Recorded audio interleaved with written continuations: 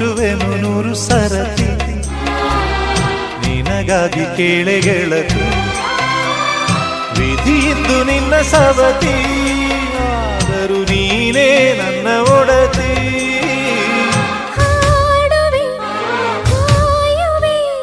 ಸೇರಿ ಸಾಯುವೆ ಆಗ ಬಂದನು ನೆನಪಿಗೆ ಈಗ ಬಂದ